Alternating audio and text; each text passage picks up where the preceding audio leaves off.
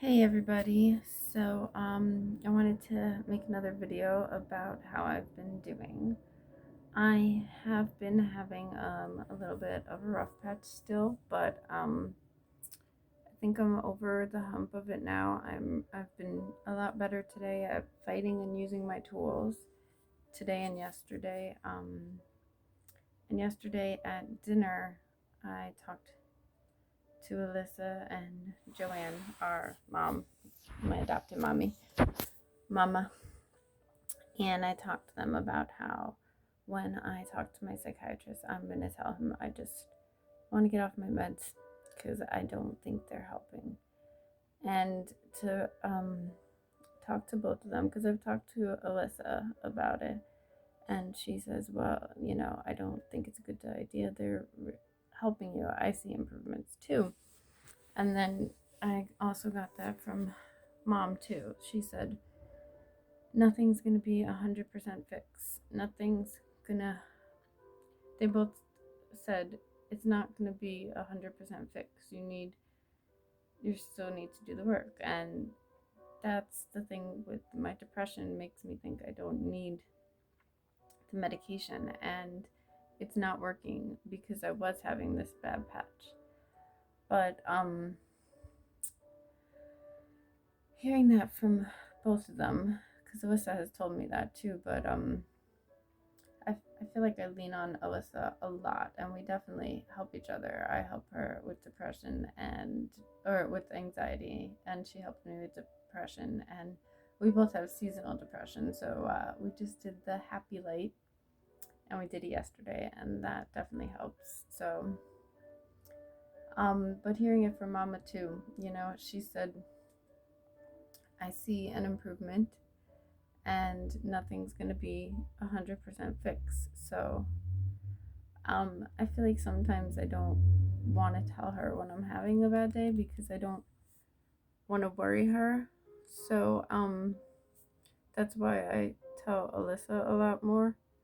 But I know that she loves me too and she supports me. So it felt really good to talk to them both and let them both know how I was feeling, and to hear from both of them that they think that I should continue my medication. That really helped me to see clearly and see that it was just my depression lying to me.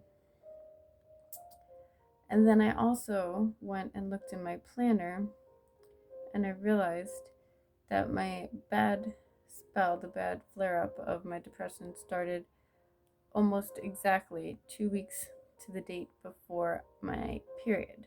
So I've talked before in my other videos about PMDD, premenstrual dysphoric disorder.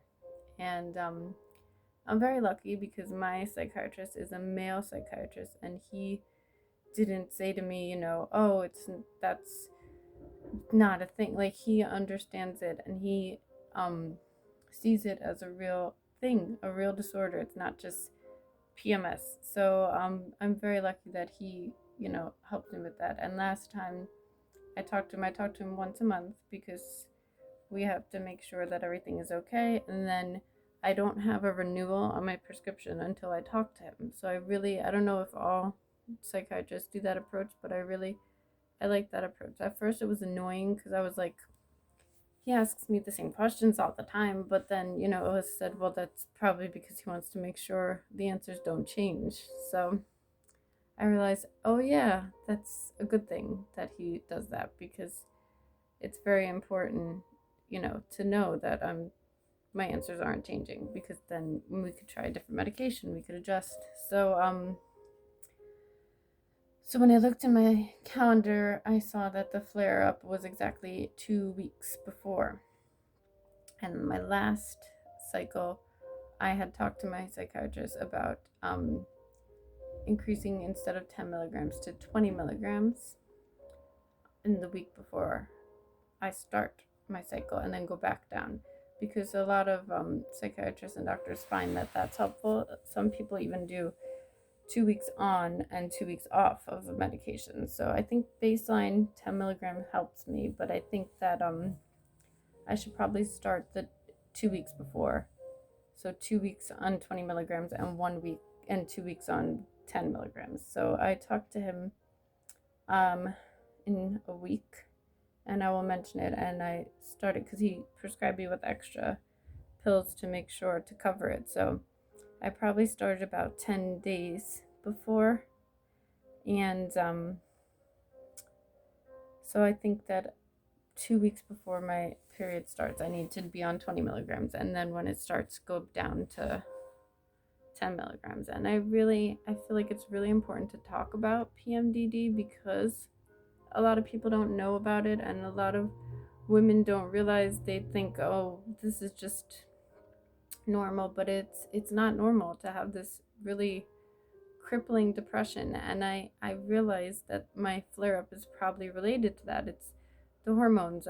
My depression is always worse 2 weeks a week before I start my period. So I think it's very important for me to speak about PMDD for women out there who are suffering with it, and for men out there who can support. The as I said in one of my previous videos, it's a natural thing.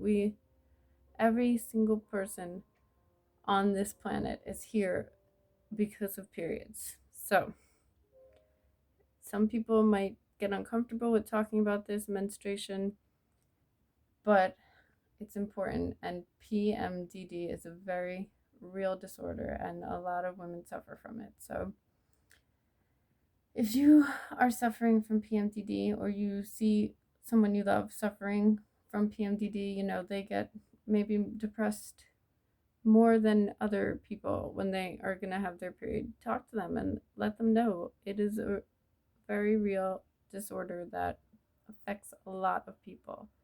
And seek help. There's no shame in seeking help, and don't listen to your depression or your hormones. They're lying to you when they tell you you don't need medication. It's not that bad. The people I love and that love me have seen an improvement in my mood since I have started taking medication, and I see an improvement. So I know that that is just my mental illness telling me, because I look at it like I've named my depression Franklin. I don't know why that was a name that I came up with. So Franklin's job is to make me feel bad, and he doesn't want me to feel better. So he tells me I don't need medication, but I do, and I'm healthy, and I'm doing a lot better since I talked about it. And I'm getting emotional because I am still having this little bit of a rough patch, but I know that seeing yesterday that support from my sister and my mother, because that's what they are to me, and I don't care. I'm done sugarcoating it. I'm not. If it upsets people in my biological family, I don't care. That is my sister and my mother, and they see an improvement too, and they're the people that matter the most in the world to me. It's my family. So anyway, I get emotional because I'm an emotional person.